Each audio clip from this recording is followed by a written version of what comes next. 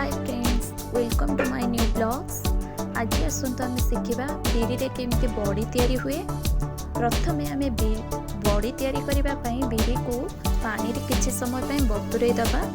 पाखापाखि 5 ରୁ 10 घंटा आम बतुरई दबा।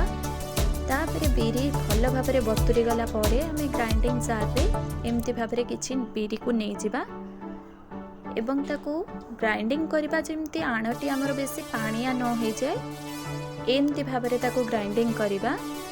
देखंतु टिके बहलिया भाव में ताकू ग्राइंडिंग करबा एवं आमे बिरी रे कखारु को कोरिके रखिथिले सेथिरु किछि मिसेइबा। गोटा जीरा, लूण एवं सुखिला लंका।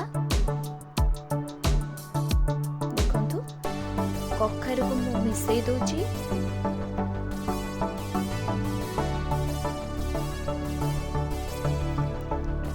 गोटा जीरा,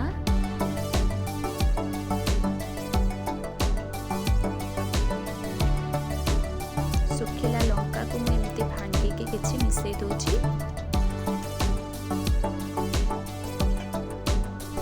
एवं लूण स्वाद अनुसार लूण नहीं जिबा। एबे याकू सब भल भाव में फेंटी दबा। एबे ए सबू को आमे भल भाव में मिसई नबा। भल भाव में फेंटेबा जेमती कि बिरीटी हालुका हो जिवो।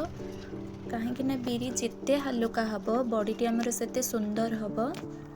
देखंतु एमती भाव में आमे बिरी को फेंटेई नबा एवं बिरीटी भल भाव में फेंटी होइछि कि नाही जानिबा पई आमे सेथिरु किछि पानी रे पकेइकी देखिबा बिरीटी भासी उठुछि कि नाही। देखंतु बिरी हमर भासी उठिला माने बिरी हमर भल भाव में हो जाइछि। एबे आमे गोटे जरी रे किछि तेल मारि दबा काहेकि ना बड़ीटी जेतेबेले हेइ जिवो से जल्दी उठी जिवो। देखंतु एबे आमे बड़ी तैयारी करबा। एमती छोट छोट आकार आम बड़ी को सब तैयारी करनबा। देखंतु मु एमती भाव में तैयारी करुच्ची। आपण चाहिए याठू बड़ साइज रो भी तैयारी करि परिबे, किंतु बड़ी साधारणतः ए साइज रे ही तैयारी हुए। तेणु करी मु ए साइज रो ही तैयारी करुच्ची। एमती करी आम सबुतक बड़ी को तैयारी करनबा एवं सबु बेले मन रखिबे बड़ी को खरा पड़ुथिबा जगह रे ही तैयारी करिवे। काहेकि ना जदि खरा न पड़े बड़ी गुड़िक कला हो जिवो। तेणु करी खरा पड़ुथिबा जगह रे ही बड़ी को तैयारी करंतु। देखंतु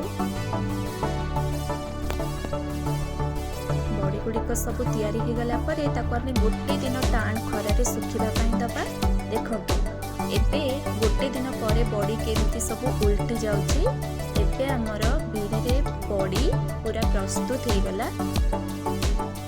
देखंतु केते सुंदर भाव में बड़ी गुड़िक तैयारी हो जाइछि। मोर ये भिडियोटी जदि आपण मानकु भल लागि थाए तेबे लाइक, कमेंट, शेयर निश्चय करंतु एवं चैनल रे जदि नुआ आछंती तेबे चैनल को सब्सक्राइब मध्य करंतु। पुणी देखा हबो नुआ एक ब्लॉग्स रे। रहुछि नमस्कार।